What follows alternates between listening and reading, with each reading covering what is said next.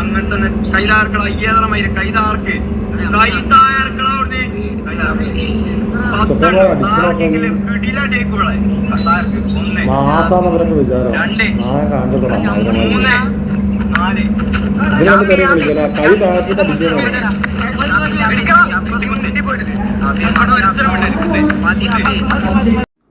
Hello, എന്തൊക്കെയുണ്ട് വിശേഷങ്ങൾ? സുഖല്ലേ? ഞാനൊരു വീഡിയോ ഉണ്ട്. ഈ വയനാട് സംഭവിച്ച ഒരു ഇൻസിഡൻ്റാണ്. ഒരു 16 വയസ്സായ പയ്യനെ കുറച്ച് അതേ പ്രായത്തിലുള്ള പയ്യൻ വരാൻ തോന്നുന്നു, പിന്നെ വിളിച്ചു വരുത്തിയിട്ട് ഫോൺ വിളിച്ചിട്ട് അടുത്തേക്ക് വിളിച്ചിട്ട് അടിക്കുന്നത്, മൃഗീയമായിട്ട് അടിക്കുന്നത്. ഞാൻ ആ വീഡിയോ ഇതിനോടൊപ്പം വെക്കാം, കണ്ടു നോക്കും. അത് പക്ഷേ മനസാക്ഷി ഉള്ളവരാർക്കും കാണാൻ പറ്റില്ല കേട്ടോ. കാരണം ഈ അടിക്കുന്ന പയ്യൻ അവനോട് പറയണ്, അടിക്കുമ്പോൾ നീ തടയരുത്, തടയാൻ പാടില്ല കൈ കൊണ്ട്, അടിക്കുമ്പോൾ ഡയറക്റ്റ് കവിളിൽ അടിക്കൊള്ളണം. അവൻ പറയുന്നത് വെച്ച് കഴിഞ്ഞാൽ കൈ വെച്ച ഞാൻ ഇനി നിന്നെ കൂടുതലായിട്ട് നിന്നെ വേദനിപ്പിക്കുമെന്ന് പറയുന്നത്. അവൻ അടിക്കുന്ന പയ്യൻ എന്താ പറയുക, കൂളിംഗ് ഗ്ലാസ്സൊക്കെ വെച്ച് ഭയങ്കര സ്റ്റൈലിഷായിട്ട് അവൻ ഭയങ്കര മാസാണ്. അതായത് അവരുടെ കൂട്ടത്തിൽ ഭയങ്കര മാസാണ് അവൻ. അതായത് ഇവനെ എന്താ പറയുക, ഇവനായിട്ട് കളിച്ചു കഴിഞ്ഞാൽ വിവരാറടാ, ഞങ്ങളെ ഗ്യാങ് അങ്ങനെയാടാ, ഇങ്ങനെയാണ്. അപ്പോൾ ഒരു പയ്യൻ വീഡിയോ റെക്കോർഡ് ചെയ്യുന്നുണ്ട്. ഈ അടിക്കുന്ന പയ്യൻ്റെ കൂട്ടത്തിൽ ഒരു പയ്യൻ വീഡിയോ റെക്കോർഡ് ചെയ്യുന്നുണ്ട്. മറ്റേ പയ്യൻ ദയനീയമായിട്ട് അടിക്കൊള്ളുക. അവൻ ചോദിക്കുന്നുണ്ട്, എന്നെ എന്തിനാണ് അടിക്കുന്നത്, എന്താണ് റീസൺ എന്ന് അവൻ ചോദിക്കുന്നുണ്ട്. പക്ഷേ ആ അടി കൊള്ളുന്ന പയ്യൻ്റെ എന്താ പറയുക, ദയനീയത കാണാനുള്ള മനസ്സോ മനസാക്ഷിയോ ആ വീഡിയോ എടുക്കുന്ന പയ്യനക്കും ഇല്ല, ആ അടിക്കുന്ന പയ്യനക്കും ഇല്ല. പിന്നെ വേറെയും കുറച്ച് പേരുണ്ട് അവരുടെ കൂട്ടത്തിൽ, ഇവർക്ക് ആർക്കും ഇല്ല. ഇവർ ഈ വീഡിയോ എന്തിനാണ് റെക്കോർഡ് ചെയ്യുന്നറിയോ? ഇവർക്ക് സോഷ്യൽ മീഡിയ അക്കൗണ്ടുകളുണ്ടാവും, അതിൽ ഇവർക്ക് ഗ്രൂപ്പുകളുണ്ടാവും, ഈ വാട്സപ്പ്, ഇൻസ്റ്റാഗ്രാം പോലത്തെ. കാരണം ഇവരുടെ കയ്യിലൊക്കെ ഫോണുണ്ട്. വീട്ടുകാർ എന്താ പറയുക, ഫോണൊക്കെ കൊടുക്കുമല്ലോ ഇന്നത്തെ ഈ കാലഘട്ടത്തിൽ. ഫോൺ കൊടുത്തില്ലെങ്കിൽ മോശമല്ലേ? അത് ഓരോരുത്തരുടെ വ്യക്തിപരമായിട്ടുള്ള ഇഷ്ടങ്ങളാണ്, അത് നമ്മൾ അഭിപ്രായം പറയാൻ ആളല്ല. എന്നിട്ട് ഈ സോഷ്യൽ മീഡിയയിൽ ഇവർ ഗ്രൂപ്പുകൾ, കുറച്ച് ഫ്രണ്ട്സ് സർക്കിൾ ഉണ്ടാവും, കുറച്ച് ആൺകുട്ടികളും പെൺകുട്ടികളൊക്കെ ഉള്ള ഒരു സ്കൂളിൽ പഠിക്കുന്ന ഫ്രണ്ട്സ് സർക്കിളിലുള്ള ആൾക്കാർ. എന്നിട്ട് അതിലേക്ക് ഈ വീഡിയോ സെൻഡ് ചെയ്യും, അതിലേക്ക് ഷെയർ ചെയ്തിട്ട് ഇവർ കാണുമ്പോൾ, ഓ എൻ്റെ പൊന്നെ കണ്ടടാ, ഇവൻ മാസാട്ടോ, ഇവൻ ഭയങ്കര സംഭവട്ടോ, ഇവൻ ഹീറോ ആട്ടോ, ഇവർക്ക് കളിക്കാൻ പറ്റില്ലട്ടാ, കണ്ടില്ലേ അടിക്കുന്ന അടി കണ്ടില്ലേ, ഈ ഒരു ഇത് വേണം. ഇവർ ഭയങ്കര സംഭവം എന്ന് അറിയിക്കാൻ വേണ്ടിയിട്ട് ചെയ്യുന്ന പൊട്ടത്തരങ്ങളാണ് ഇതൊക്കെ. ഈ അടിക്കുന്ന പയ്യൻ്റെ ഒക്കെ കാതിൻ്റെ അകത്ത് BGM മുഴങ്ങിയിരിക്കും. കാരണം അവനൊന്നും നോർമലല്ല, BGM മുഴങ്ങിയിരിക്കും. നെരുപ്പിടാ മാസിടാ എന്നൊക്കെ പറഞ്ഞിട്ടുള്ള BGM ഇങ്ങനെ കേൾക്കുന്നുണ്ടാവും.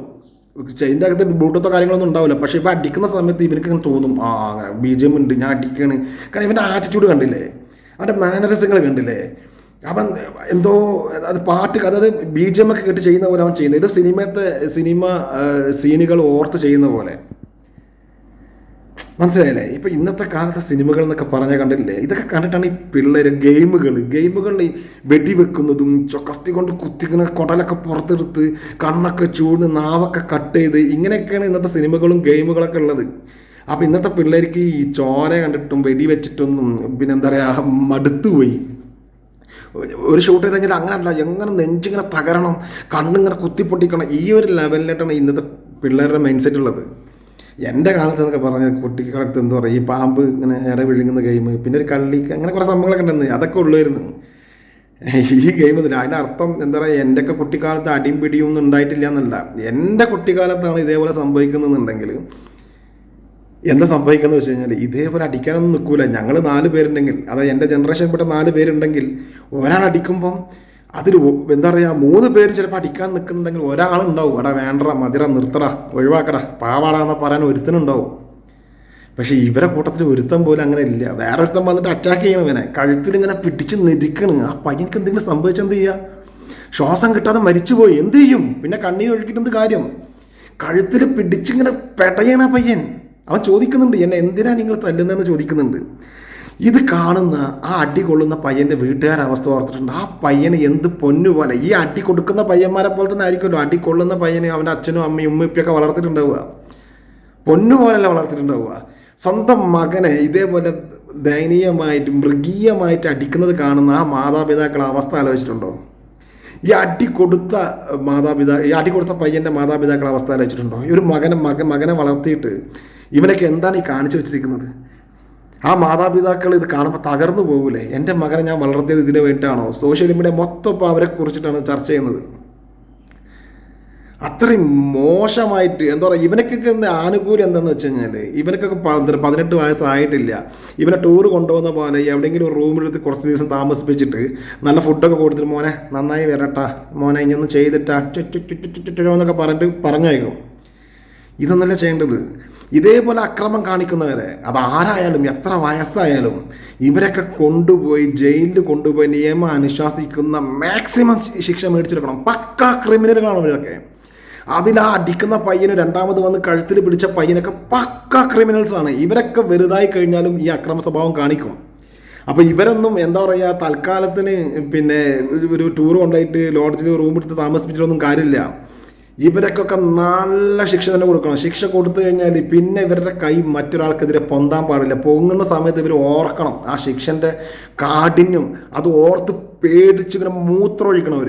ആ ഒരു ലെവലിലേക്ക് വേണം ശിക്ഷ കൊടുക്കാൻ. ഇവരൊക്കെ കൊടുക്കുന്ന ശിക്ഷ കണ്ടിട്ട് ഇനി ഇതേപോലെ ചെയ്യാൻ മാസ് കാണിക്കാൻ വേണ്ടിയിട്ട് കുറേ ഇറങ്ങിയിട്ടുണ്ട് മന്ദബുദ്ധികൾ. ഞാൻ എല്ലാവരും മന്ദബുദ്ധി എന്ന് പറയുന്നത് ഇതേപോലത്തെ അക്രമ സ്വഭാവമുള്ള ബുദ്ധിയില്ലാത്ത മാസാന്ന് വിചാരിച്ചിട്ട് സ്വയം കോമാളിയാവുന്ന ചില കീടങ്ങളെ കുറിച്ചാണ് ഞാൻ പറയുന്നത്. അവരുടെ വയസ്സൊന്നൊരു പ്രശ്നമല്ല. ഇത് അതേപോലെ മെയിൻ സെറ്റുള്ള ചെക്കന്മാർ ഇവർക്ക് കൊടുക്കുന്ന ശിക്ഷ കണ്ടിട്ട് പേടിക്കണം. ഇത് ഇവർക്ക് തന്നെ അറിയാം, ഇവരൊന്നും ചെയ്യൂല, 18 വയസ്സായിട്ടില്ല. ഒരു ടൂർ കൊണ്ടുപോകുന്ന പോലെ നല്ല ഫുഡും ഒക്കെ കൊടുത്തിട്ട് കുറച്ച് ദിവസം ഒരു റൂം താമസിപ്പിച്ച് പറഞ്ഞയക്കുന്ന ഇവർക്ക് നന്നായിട്ട് അറിയാം. ആ ധൈര്യത്തിലാണ് ഇവർ കളി കളിക്കുന്നത്. മനസ്സിലായില്ലേ? ഇവരൊന്നും വെറുതെ വിടരുത്. ഇവർക്കൊന്നും വയസ്സിൻ്റെ ആനുകൂല്യം കൊടുക്കാൻ പാടില്ല. പിന്നെ വീട്ടുകാരോട് പറയാനുള്ളതെന്ന് വെച്ച് കഴിഞ്ഞാൽ ഇങ്ങനെയുള്ള പയ്യന്മാരൊക്കെ ചെറുപ്പത്തിൽ അക്രമ സ്വഭാവം കാണുന്നുണ്ടെങ്കിൽ അത് അപ്പം തന്നെ പറഞ്ഞ് മനസ്സിലാക്കി. മാതാപിതാക്കൾ മക്കളുടെ കൂടെ നല്ല സുഹൃത്തുക്കളായിരിക്കണം.